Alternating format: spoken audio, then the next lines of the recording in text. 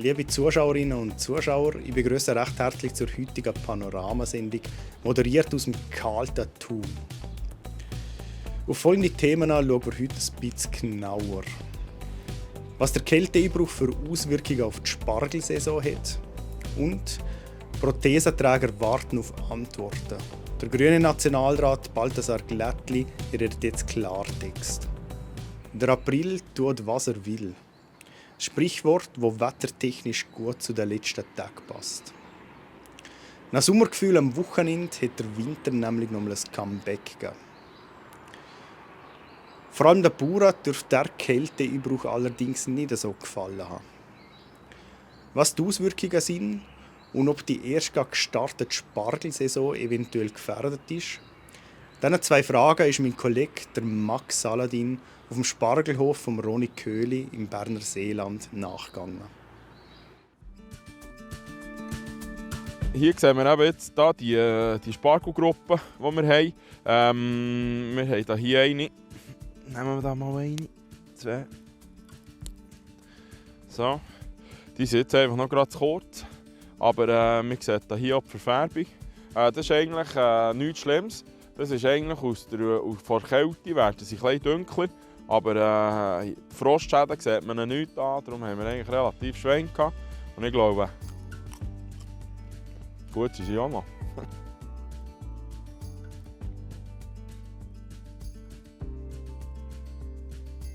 Die Nacht hat man schon heute ein bisschen geschlöttert, ob das gut kommt oder nicht. Und schlussendlich ist es ja die Natur, die sagt, wodurch es geht. Wir sind Gott froh, dass es nicht so viel gefrieren, wie man zuerst vermutet. Und darum haben wir eigentlich sehr, sehr wenig oder bis gar keine Schäden in den Spargeln. Ja, also wir haben sicher Priorität gelegt auf die Weinspargel. Wir haben hier die letzten 2 Tage haben wir vor allem einfach Vollgas in Kühler reingeschnitten, weil wir Angst hatten, dass sie das Köpfe gefrieren können, die ein oben raus schauen, ans Plastik kommen. Wir haben nicht gewusst genau, was läuft. Oder? Grünspargel hat man dann ein bisschen vernachlässigt, weil wir noch nicht richtig angefangen haben. Die sind hier in der grössten, jetzt wirklich erntereif. Und darum hat man auch gesagt, bei denen geht man auf volles Risiko, entweder gefriert es oder es gefriert nicht. Aber wir haben gar nicht mehr nachher als das, was wir gemacht haben. Genau. Wir können glücklich sein, wir können sehr grosse Mengen Weinspargel ernten.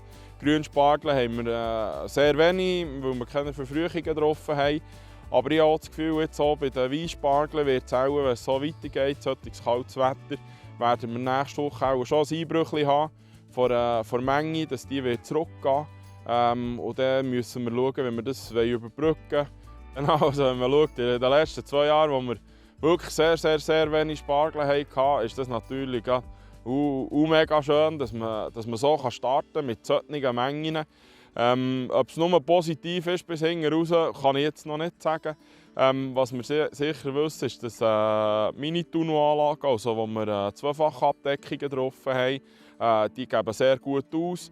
Dort hier werden wir sicher auch ein bisschen früher hören. Dort hier sind wir normal dran gewesen.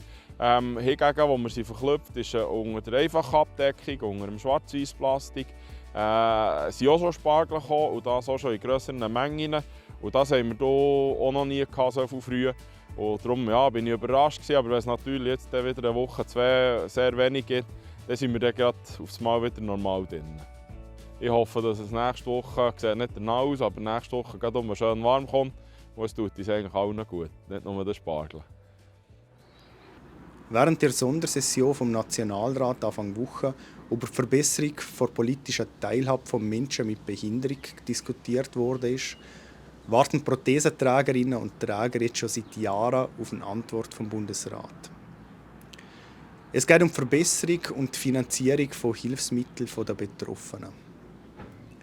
Der grüne Nationalrat Balthasar Glättli, der 2016 2 Motionen zu diesem Thema eingereicht hat, redet im Gespräch mit meiner Kollegin, der Denise Jakob, jetzt Klartext.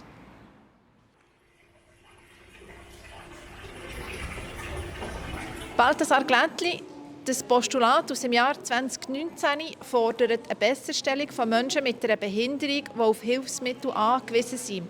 Seit 5 Jahren liegt das Postulat nun unbeantwortet beim Bundesrat.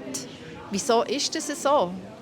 Dass der Bundesrat seit 5 Jahren nicht vorwärts macht, um eine Lösung aufzuzeigen, wie man könnte Menschen mit Behinderungen, solche, die auf Prothesen angewiesen sind, besser am technischen Fortschritt teilhaben lassen, das macht mich nicht nur traurig, sondern fast ein bisschen wütend. Ich habe verstanden, dass es am Anfang nicht so schnell vorwärts gegangen ist. Da hat das Bundesamt für Gesundheit wahrlich mit Corona andere Prioritäten gehabt, aber die Zeiten sind hinter uns und jetzt hätte ich schon erwartet, dass es schneller vorwärts geht. Die Idee wäre, wo auch die Kommission hatte, vom Ständerat Gesundheitskommission, dass man ein ähnliches Mechanismus hat, wie man heute in anderen Bereichen hat, nämlich dass man sagt, es gibt quasi eine Liste von zugelassenen Hilfsmitteln, wo aber auch dann eine gewisse Preisschranke drin ist. Also die Idee soll sein, dass man fortschrittliche, aktuelle Technik kann nutzen kann, aber dass man gleichzeitig ein Mittel findet, dass die Hersteller, die zum Teil in einem Monopol sind, nicht einfach Fantasiepreise verlangen können. Und ich würde mir eigentlich erhoffen, dass der Bundesrat jetzt, was so lange gegangen ist, dafür nachher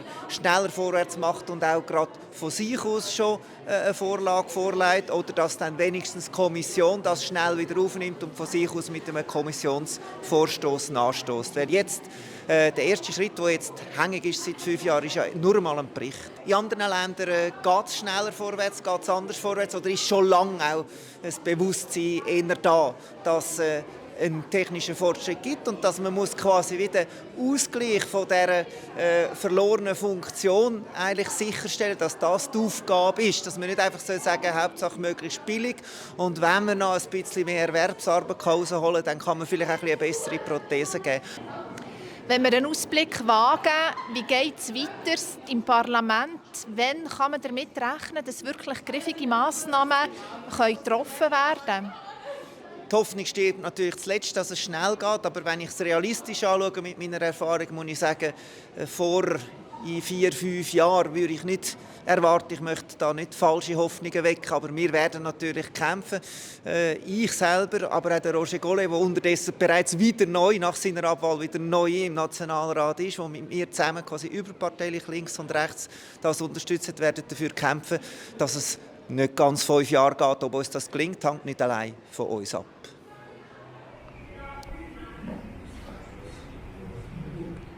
An dieser Stelle übergebe ich das Wort gerne meinem Kollegen Matthias Mast, der uns der nächste Gast der neuen Sendung «Zusammen im Zentrum» kurz vorstellt. Ja, die Gast ist Giulio da Silva, der Mann mit dem klangvollen Namen, ist auch ein grosser Gastgeber in Bern im Restaurant Bühner. Wir reden auch mit ihm über andere Sachen, nämlich auch über sein Leben, höchst spannend. Obdachlos in London und nachher, wie es weitergegangen ist. Das war es auch schon wieder vor der heutigen Panoramasendung. Mehr Infos zu den einzelnen Themen und Artikeln gibt es wie immer auf plattformj.ch oder auch in der App. Wie es mit dem Wetter weitergeht, ob die Temperaturen so kühl bleiben wie momentan, das verraten jetzt die Kollegen von Mädchen News. Ich sage danke fürs Zuschauen und bis zum nächsten Mal. Ciao miteinander. Das Wetter wird euch präsentiert von Made in Bern.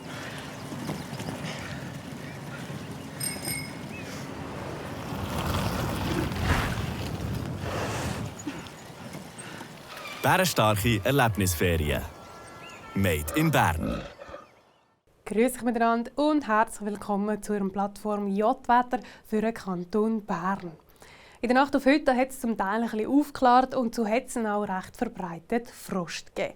Am Freitagmorgen hat der Regen oder der Schnee mal kurz für Schnaufpause gehabt. Sie sehen es hier aber schon an den Wolken an. Bereits am Nachmittag ist es wieder losgegangen mit dem wechselhaften Wetter, das uns aktuell beschäftigt.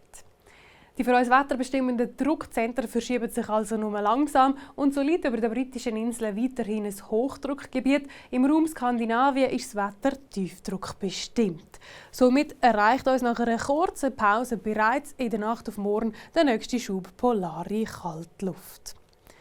In der Nacht auf den Samstag ist es also stark bewölkt und immer wieder nass. Die Schneefallgrenze sinkt hier dabei auf etwa 600 bis 700 Meter. Am Samstag selber geht es dann wechselnd bis stark bewölkt weiter. Dazu muss immer wieder mit Schauer gerechnet werden. Im Flachland sind die aber ein bisschen seltener und dort kann es also durchaus einmal eine sonnige Auflockerung mit dabei haben. Die Temperaturen am Morgen sind bei 2 bis 3 Grad. Tagsüber geht es in ähnlichem Stil weiter. Die Temperaturen machen auch keine grossen Gümp und erreichen so Höchstwert um die 8 Grad. Dazu da weht ein schwacher bis mäßiger Nordwestwind. Auch der Sonntag der zeigt sich von seiner veränderlichen und kühlen Seite. In der Nacht auf den Montag kann die Bewölkung wieder mal auflockern und dann ist es eben wieder kritisch, weil durch da haben wir am Montagmorgen bereits wieder verbreitet Frostgefahr. Der Montag selber der ist aus heutiger Sicht bewölkt, aber mehrheitlich trocken und das bei etwa 8 Grad. Auch am Dienstag und am Mittwoch geht es überwiegend trocken weiter. Am Mittwoch wird es dann aber schon eher wieder wechselhafter und die Vorhersagen die sind aktuell noch recht unsicher. Es sieht aber so aus, als könnte sich am Donnerstag eine Wetterberuhigung einstellen. Das würde heissen, es würde wieder ein bisschen mehr Sonne geben, trockener bleiben und die Temperaturkurve die würde aufs Wochenende hin wieder ein bisschen mehr nach oben zeigen. Wir halten Sie an dieser Stelle hier drüber auf dem Laufenden. Jetzt wünsche ich Ihnen einen schönen Abend und ein schönes Wochenende. Adi miteinander.